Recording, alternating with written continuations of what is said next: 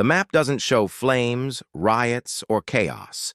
It shows silence, counties going dark, substations offline, water pressure falling to zero, and the timeline is measured not in weeks, but in hours. If the grid drops in your region, you won't get a warning siren or a dramatic countdown. What you'll get is a flicker, maybe two, and then a cascading failure already too far gone to stop. The danger isn't the outage itself. It's the systems that quietly depend on uninterrupted electricity and begin failing immediately in ways most people never see coming.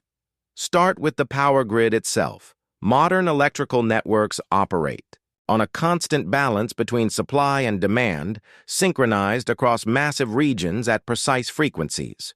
When a major disturbance hits, a transmission line fault, a transformer overload, or a sudden generation loss, the system doesn't slow down, it destabilizes. Protective relays trip to prevent damage, isolating segments of the grid. But this protection creates fragmentation. Power reroutes, overloading neighboring lines, triggering more shutdowns in a cascading chain. This is not theoretical. It's a known failure mode studied extensively in power engineering.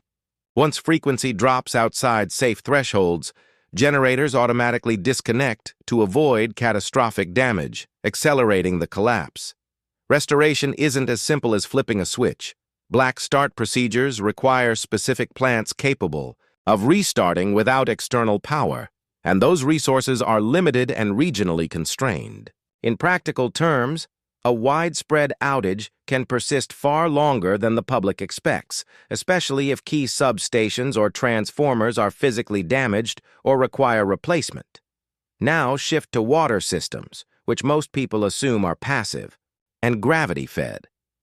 In reality, municipal water infrastructure is electrically dependent at nearly every stage. Intake pumps, treatment facilities, pressure regulation stations, and distribution networks.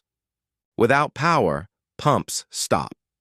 Elevated storage tanks can maintain pressure temporarily, but they are not designed for sustained outages. As water is consumed, pressure drops, and once it falls below critical thresholds, contamination risks spike. Backflow can introduce pathogens into the system, forcing boil water advisories, assuming people can still boil water. Wastewater systems fail in parallel. Lift stations stop moving sewage, leading to overflows that contaminate local waterways and, eventually, the same sources used for drinking water. The hidden science here is hydraulic dependency. Pressure isn't just about convenience. It's about maintaining a barrier against contamination.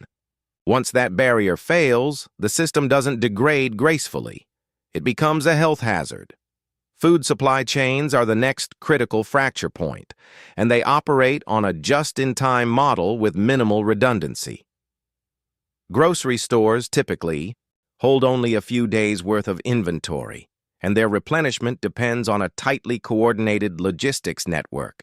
Refrigerated warehouses, diesel-powered trucking fleets, electronic ordering systems, and again, reliable electricity. Refrigeration failure begins immediately during an outage. Perishable goods spoil within hours to days, depending on temperature. But the deeper issue is upstream. Distribution centers rely on automated systems for sorting and dispatching. Fuel. Pumps at gas stations require electricity to operate, meaning even if diesel exists in underground tanks, it can't be accessed without backup power. This creates a feedback loop where transportation halts not because fuel is unavailable, but because it's inaccessible.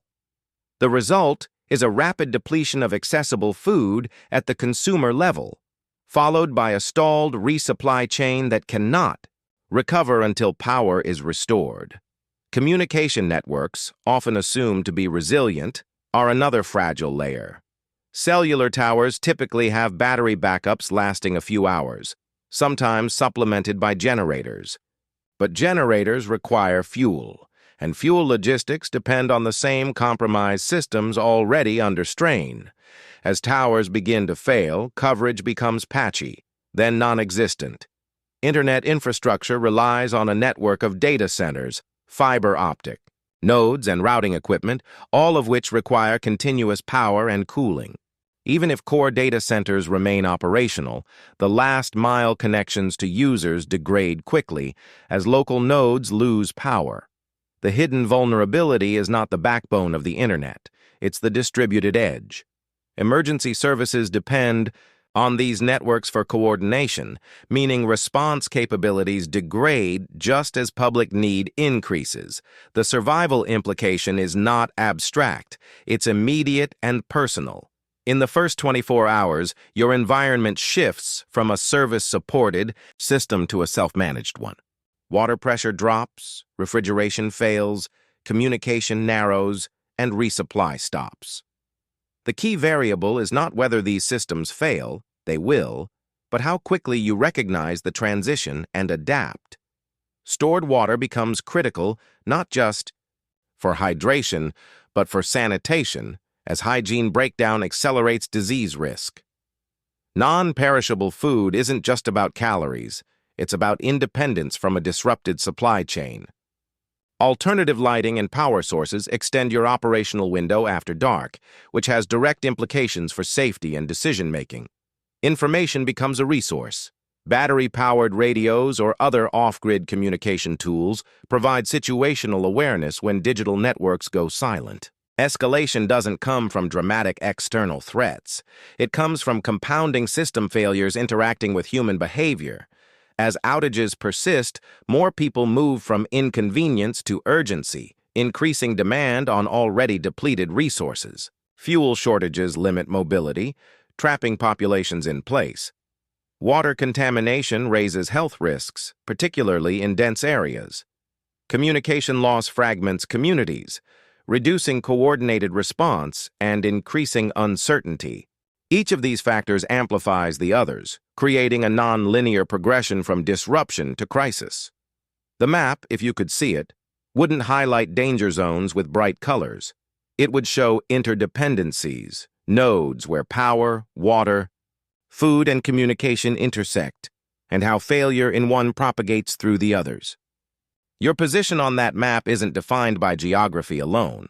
It's defined by how prepared you are to operate when those connections break. The grid going down is not the end of the story. It's the starting point of a race between system restoration and your ability to function without it.